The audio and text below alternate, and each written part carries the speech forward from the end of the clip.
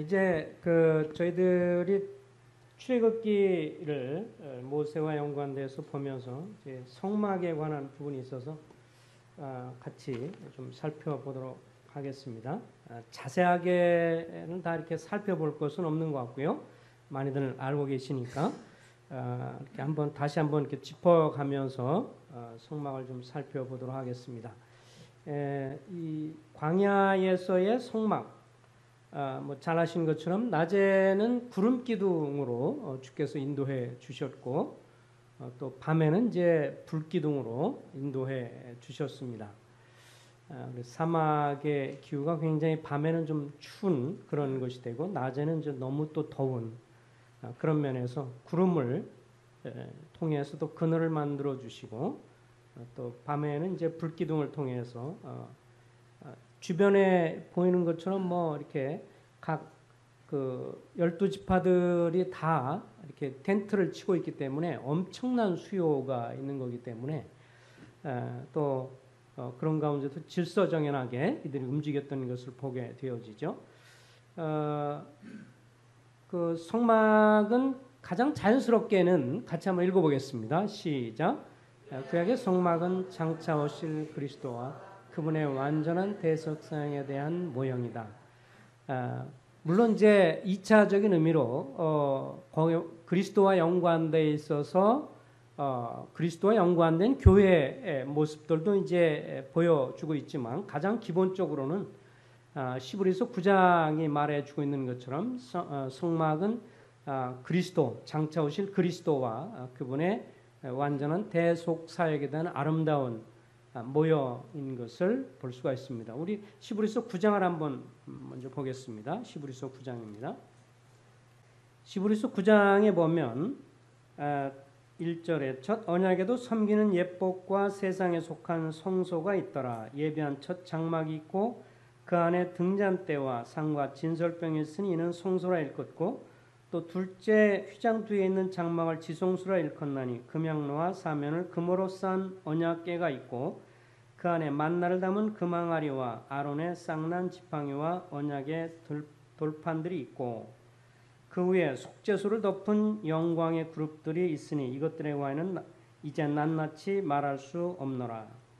이 모든 것을 이같이 예비하였으니 제사장들이 항상 첫 장막에 들어가 섬기는 예식을 행하고, 오직 둘째 장막은 대제사장이 홀로 1년에 한 번 들어가되 자기와 백성의 허물을 위하여 드리는 피 없이는 아니하나니, 성령이 이로써 보이신 것은 첫 장막에 서 있는 동안에는 성소에 들어가는 길이 아직 나타나지 아니한 것이니라. 9절입니다. 이 장막은 현재까지 비유니 혹은 예환이 이렇게 말할 수 있어요. 현재까지 비유니 예환이 이에 따라 드리는 예물과 제사는 섬기는 자를 그 양심상 온전하게 할 수 없나니, 이런 것은 먹고 마시는 것과 여러 가지 씻는 것과 함께 육체의 예법일 뿐이며 개혁할 때까지 맡겨둔 것이니라. 11절부터 14절까지는 같이 한번 다 같이 읽어보겠습니다. 시작. 그리스도께서는 장래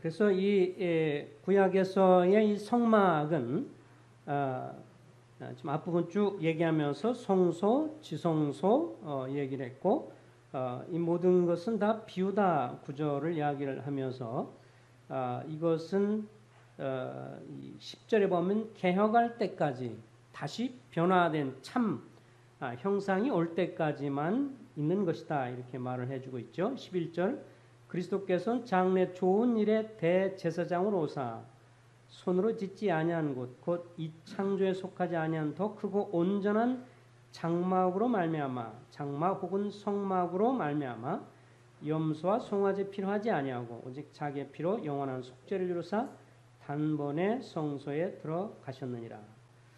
그래서 이 성막이 전반적으로는 이제 그리스도와 그분의 완전한 대속사역에 대한 아름다운 모형인 것을 보게 되어집니다.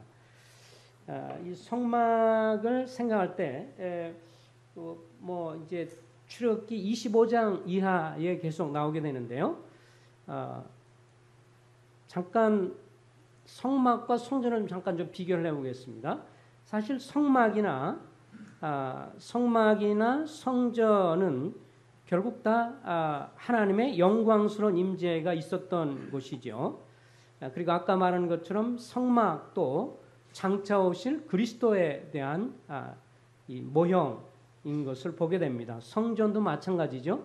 그래서 주님이 이 땅에 오셨을 때 그 헤롯 성전에 대해서 이 성전을 헐라 내가 사흘 만에 다시 세울 것이다 그랬을 때 그 사람들은 이제 이 말도 안 된다 그러면서 종교 지도자는 주님을 비난했지만 주님은 성전된 자기 몸을 자기 육체를 일컫는 것이다 라고 말을 했어요. 결국 성막, 성전 다 그리스도에 대한 모형으로서 주어진 것을 보게 됩니다. 그러니까 모형은 성막이나 성전이나 다 모형이라서 실제 원형은 바로 예수 그리스도인 것을 보게 되죠. 그렇지만 성막과 성전을 이렇게 잠깐 좀 비교를 해보면 같은 그리스도를 가르칠지라도 약간의 차이는 있는 것을 보게 됩니다. 이 성막은 광야에 있었던 것이죠.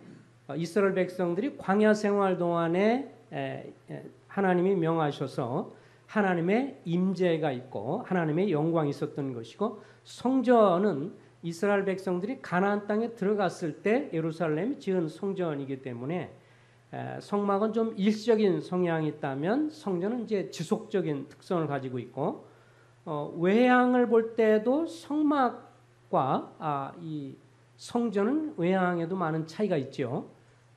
성막은 그렇게 볼품 있는 것은 아니었습니다. 겉에는 이제 나중에 보겠지만 맨 성막이 이렇게 뒤에 휘장이 있을 때 겉모양으로 덮였을 때 맨 위에 있어서 지금 보이는 것인데요. 맨 바깥에 있는 것이 무엇으로 만들어졌어요? 기억나시나요? 해달의 가죽이에요. 그래서 물범이라고도 하고 뭐 해달이라고도 하고, 그래서 거무틱틱해서 사실은 굉장히 보기에 이렇게 생각해 보세요. 광야에 저렇게 딱 있어가지고 저렇게 쳐져 있는데 위에 이렇게 덮었는데 뭐 멋있는 꽃으로 단장한 것도 아니고 저렇게 뭐 거무틱틱하고 뭐 이렇게 약간 색깔들이 나오는 그런 해달을 바다범이라고도 하고 뭐 돌고래라고도 할 수 있는 그런 이제 해달을 그 죽인 그 이 껍질을 갖다 이렇게 위에다 씌워서 만든 거기 때문에 볼품이 없죠. 그러나 이제 외향적으로 보면 이건 솔로몬 성전에 대한 이 그림인데요. 외향적으로는 굉장히 더 화려하고 아름답고 웅장했던 것을 보게 됩니다. 그런 측면에서 이 성막은 인간의 몸을 입고 이 땅에 오셨을 때 처음에 오셨던 예수 그리스도에 대한 모형이라고 말을 할 수 있습니다. 그래서 이사야서 53장에도 보면 예수 그리스도를 향해서 마른 땅에 나온 줄기 같아서 풍채도 없고 아름다운 것도 없고 사람이 흠모할 만한 것이 없다라고 했는데, 성막을 보면 겉에서 봤을 때 너무도 이렇게 형편없이 그냥 이렇게 거무틱틱한 텐트 위에 이렇게 쳐져 있는 것이라서 아마 다른 이방 사람들이 봤을 때 별로 그렇게 흥미있지 않는 그런 모습을 잘 보여줍니다. 반면 성전은 굉장히 화려했고, 솔로몬 성전은 특별히 그랬죠. 웅장하고 화려하고 아름다웠어요. 이것은 예수 그리스도께서 재림해서 오셨을 때, 앞으로 다시 오실 때 그분은 영광의 왕으로, 심판의 주로, 왕중의 왕으로 통치자로서 오실 거기 때문에 이 성전은 같은 성막이나 성전이나 같은 그리스도를 모형적으로 잘 보여주고 예표를 하지만 이 성막은 이제 처음 오셨을 때 예수 그리스도가 이 땅에 처음 오셨을 때의 그런 모습으로서 이 볼품없는 예수 그리스도, 겸손, 또 어떤 면에서는 치욕, 뭐 이런 것들을 보여준다면 성전은 그리스도의 영광, 능력, 그리고 그분의 이 어미하심 이런 것들을 보여주는, 재림에서 오셨을 때 그것을 보여주는 그런 면에서 성전, 성막의 예표의 차이라고 말을 할 수 있습니다. 이제 성막을 좀 더 구체적으로 좀 보겠습니다.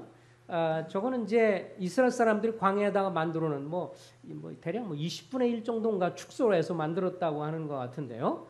나중에 이런 걸 이제 모형으로도 만들어 놓고, 그래서 당시에 있었던 모양들 이렇게 이제 예표로 만들어서 이렇게 밀랍이라든지 이런 걸 통해서 이렇게 만들어 놓은 그런 사진으로 유명한 거고요. 실제로 이스라엘에 가면 저렇게 성막을 만들어 놔서 이렇게 축소된 것을 볼 수 있도록 그렇게 하는 것 같습니다. 자, 예수 그리스도와 연관해서 요한복음 1장 14절은 같이 한번 다 같이 읽어보겠습니다. 시작. 말씀이 육신이 되어 우리 가운데 거하시니 우리가 그의 영광을 보니 아버지의 영광이요 은혜와 진리가 충만하더라. 그래서 여기에 요한복음 1장에서는 이제 말씀으로서 오신 그리스도, 당시에 이 말씀이라는 것은 그냥 당시 어떤 말 이런 거였는데, 주님 사도 요한이 예수님을 이제 표현하면서 그 말씀, 호 로고스, 그래서 그 말씀, 특별한 생명의 말씀이신 그 하나님께서 육신의 몸을 입고 이 땅에 오셨다 이렇게 말씀을 해주고 있습니다. 근데 그 오셨다는 것을 표현할 때 말씀이 육신이 돼 우리 가운데 거하셨다라고 되어 있죠.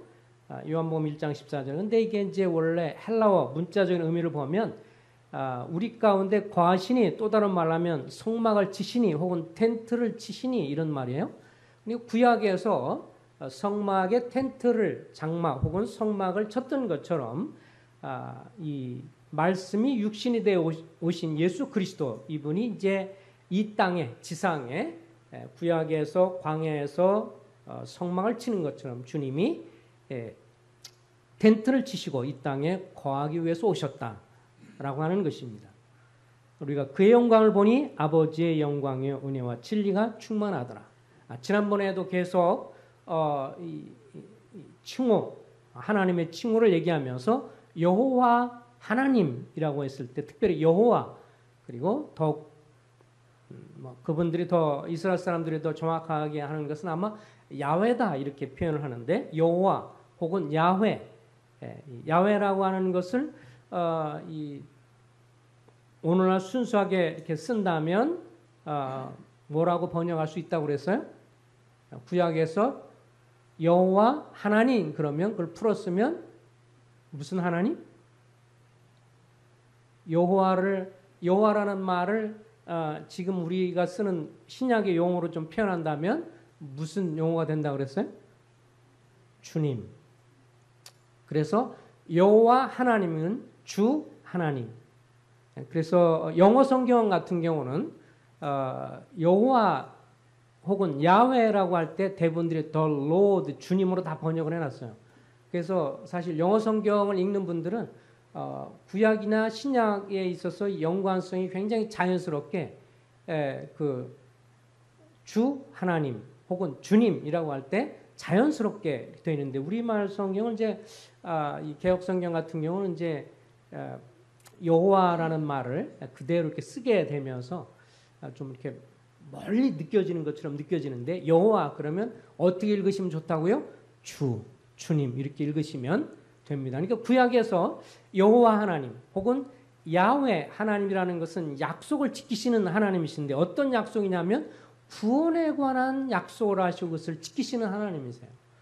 특별히 이 백성들이 죄 가운데 있을 때 그들을 찾아가서 구원하기 위해서 역사하시는 여호와 혹은 주님이세요. 그래서 그 주님이 우리를 구원하기 위해서 어떻게 오셨어요? 말씀으로 육신이 되어 오셔서 우리 가운데 텐트를 치고 오신 주님, 그분이 바로 야훼 혹은 주님이시다. 그래서 구약의 여호와는 신약의 예수 그리스도 주님이라고 하는 것을 마음에 이렇게 새겨 드시면 좀 더 구약 성경 읽을 때 좀 더 쉽게 와 닿으리라고 생각을 합니다. 그래서 이 성경을 기록하는 것이 참 놀랍잖아요. 이 예수님 오기 1500년경에 모세에 의해서 쓰면서 이렇게 그 성막에 대한 것을 출애굽기 25장부터 설명을 하는데, 그러고 나서 1500년 이후에 예수 그리스도가 하나님의 아들로서 이 땅에 오셨을 때 말씀 육신이 되어 우리 가운데 거한다라는 말 쓸 때 그 말이 텐트를 친다 혹은 성막을 친다라는 동일한 말을 써서 같은 주님이시다라고 하는 것을 강조했다는 면에 있어서 하나님은 특별히 주님은 우리의 구원을 이루기 위해서 계속해서 말씀하시고 미리 성막을 통해서 성전을 통해서 계속 말씀하신 것을 실체 이루기 위해서 이 땅에 육신을 입고 오신 그리스도, 그것을 우리가 생각할 때 감사가 됩니다. 자, 이제 출애굽기 25장 하나만 열어주세요. 출애굽기 25장입니다.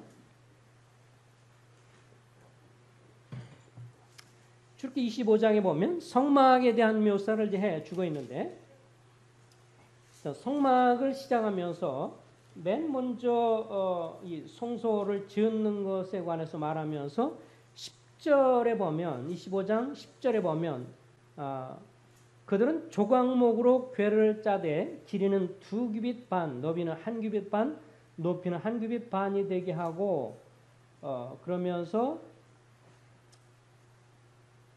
15절 채를 궤 고리에 꿰인 대로 두고 빼내지 말지며 내가 내게 줄 증거판을 궤 속에 둘지며 순금으로 속죄소를 만들되 길이는 2규빗 반, 너비는 1규빗 반이 되게 하고, 그래서 이것을 이제 이 증거궤라고도 하고 언약궤라고도 하는 것을 만들게 됩니다. 여러분 성경에 보면 이 10절 위에 보면 뭐 증거궤 혹은 언약궤라고 좀 써 있나요? 돼 있죠? 처음에 먼저 나오는 게 뭐예요? 뭐가 나와요? 언약궤, 증거궤가 먼저 나오는 것을 볼 수가 있습니다. 그래서 출애굽기 25장부터 26장, 27장까지를 보면 같은 성막을 얘기해요. 나중에 30장 이후에 또 반복해서 이제 나옵니다. 만드는 것. 처음에는 하나님 모세를 통해서 이렇게 만들어라 라고 말씀하시고 뒤에 이제 만들게 되는데 그러면서 또 반복해서 이 뒤에도 또 나오게 됩니다. 근데 처음에 나올 때 하고 뒤하고 약간의 좀 차이가 있어요. 그것을 출애굽기 25장부터 27장까지를 어떻게 말할 수 있냐면 인간을 향하신 하나님의 접근에 대해서 보여주고 있습니다. 그러니까 하나님께서 우리 인간을 찾아오는 순서가 나오게 되죠. 처음에 순서가 10절에 보니까 그래서 뭐가 언급되고 있어요? 증거궤, 언약궤가 먼저 나옵니다. 하나님의 은혜의 보좌. 그러니까 증거궤는 잘 아는 증거궤는 맨 위에는 증거궤는 뭐가 있어요? 서로 뭐가 있어요? 맨 천사들이 있어 서로가 어떻게 하고 있어요? 서로가 맞대어서 그죠? 이 날개로 서로 맞대어서 만들려고 그랬어요. 그래서 뭐 이렇게 사진이나 이런 걸 보면 성경에도 나왔지만 이렇게 맞대어 있으라고 그래서 이 크기에 따라서 다 좀 달라요. 만드는 사람들에 따라서 성경에 자세하게 이 그 그룹들이 서로 이렇게 맞대어 있으라고 말하기 때문에 그런 면에서 좀 크게 올라간 경우도 있고 이렇게 하기가 있는 거고 그래서 약간씩 다릅니다만 어쨌든 서로가 이렇게 맞대어 있도록 그렇게 만들었습니다. 그런 다음에 바로 밑에 있는 판이 뭐예요? 속죄소 판이죠, 그죠? 거기에 피를 흘리는 속죄소 판이 있고 그것이 뚜껑입니다.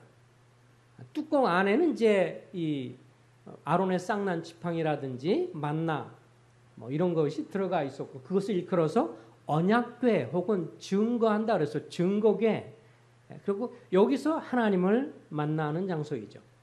여기에 1년에 한 차례씩 1년에 한 번씩 대제사장의 피를 가지고 성소를 지나서 휘장을 지나서 또 다른 더 깊은 지성소에 들어갔을 때 피를 가지고 들어가서 거기다 피를 바르게 되면서 속죄일에 들어가서 죄를 용서를 받는 것이었습니다. 그래서 제일 먼저 이제 여기 보면 뭐가 나오냐면 10절에 증거궤 혹은 언약궤가 나오고요. 그 다음에 23절부터 보면 뭐가 나와요? 너는 조각목으로 상을 만들되 길이는 2규빗, 너비는 1규빗, 높이는 1규빗 반이 되가요. 순금으로 싸고 주위에 금태를 두르고 그 주위에 손바닥 넓이만한 턱을 만들고 그 주위에 태를 만들고. 그래서 이게 뭐를 만드는 거예요? 30절이면 상우에 진설병을 두어 항상 내 앞에 있게 할지니. 진설이라는 것은 우리나라 말로 하면 차려놓는다 그런 소리죠. 진설, 한문으로 해서 진설, 병은 떡병자니까 차려놓은 뭐예요? 떡 혹은 차려놓은 빵이 되죠. 그래서 두 줄로 세워서 여기 보면 두 번째 나온 것이 진설병이 해놓는 그런 상입니다. 떡상이죠.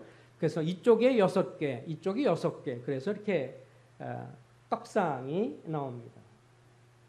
진설병을 놓는 상이 나오고요.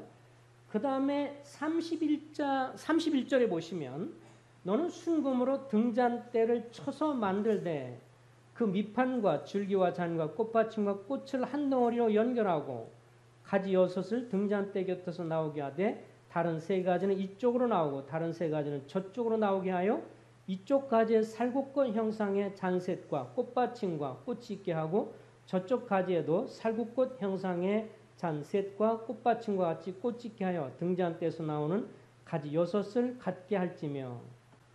그 다음에 등잔대가 나옵니다. 그렇죠?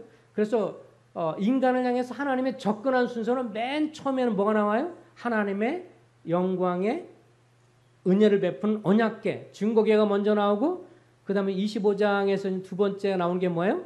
떡상이 나오고 진설병상. 그 다음에 뭐가 나와요? 저걸 뭐라고 그래? 금촛대, 황금촛대라고 하죠. 황금촛대가 있습니다. 그러니까 이제 다 그리스도를 다 상징해 주는 건데 맨 위에 있는 증거궤 언약궤는 뭐예요?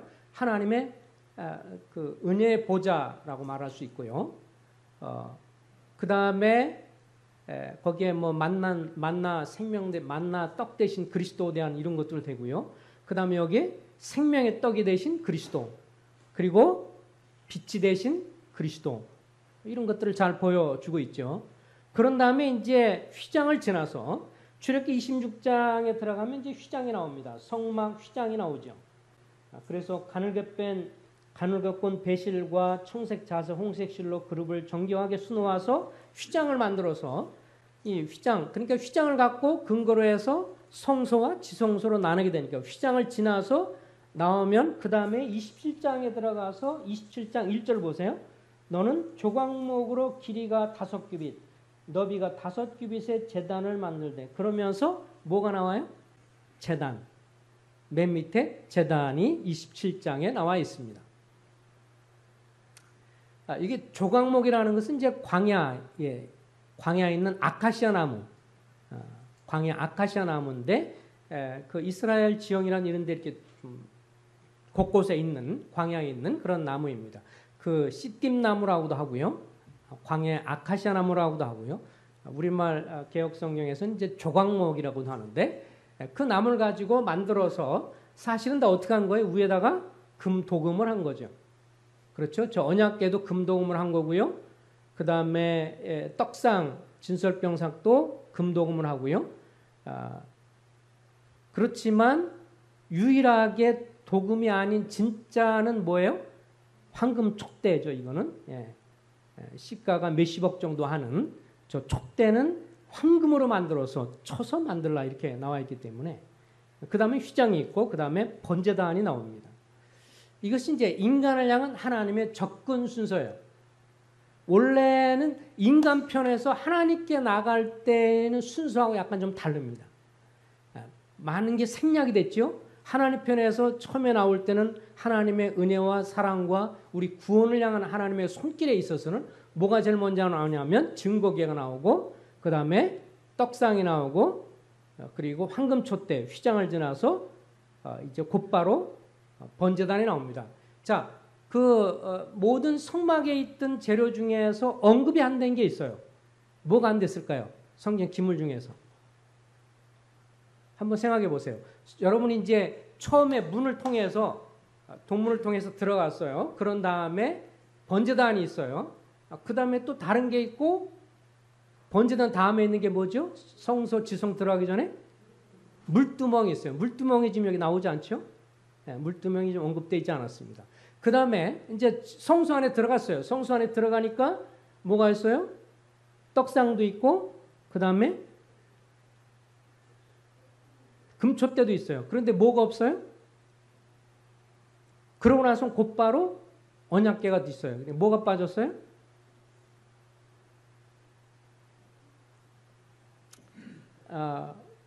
제사장에는 언급이 없습니다. 이 앞부분에서는 제사장의 언급이 없고요. 그 다음에 뭐가 없어요? 아까 말한 것처럼 물두멍, 대야라고도 하고 바다라고도 표현하고 크게 만들어서 바다라고도 표현하고 대야도 표현하고 그 다음에 물두멍, 손 씻는 거 이거 없어요. 그 다음에 향 피우는 거 없어요. 곧바로 그냥 올라가죠.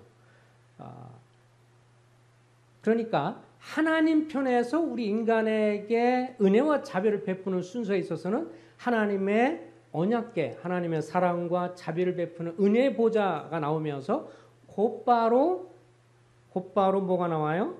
아까 말한 것처럼 곧바로 떡상이 나오고 그 다음에 황금 촛대가 나오고 휘장이 있고 번제단이 나옵니다.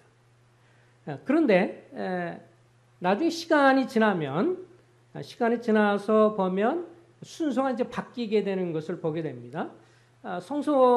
성막의 규걸만 한 50m 정도 되고요. 가로가 그러고 세로가 한 25m 정도 되는데 바깥들 성소, 지성소에 있습니다. 일반적으로 우리가 생각했던 하나님을 향한 인간의 접근에게 있어서는 이제 출애굽기 28장, 29장, 그리고 출애굽기 30장의 이제 순서대로 제사장부터 시작해서 이제 중요한 요소들이 나오게 되는 것을 보게 되어집니다. 여기에 보면 이것이 일반적으로 하나님을 향한 사람의 접근 순서예요. 맨 처음에 제사장이 나오게 되면서 동문으로 들어가서 뭐가 나와요? 두 번째가 저걸 뭐라고 그래요? 번제단. 그 다음에 물두멍. 그 다음에 들어가서 떡상. 그 다음에 황금 촛대. 그리고 그 다음에 분향단. 그 다음에 휘장을 지나서 지성소인 언약궤, 증거궤. 이것이 바로 우리가 그리스도를 통해서 하나님께 나가고 하나님께 나가는 접근 순서입니다. 그래서 아까 인간을 향한 하나님의 접근에 있어서는 여기서 빠진 게 있었죠. 제사장 언급이 없고요.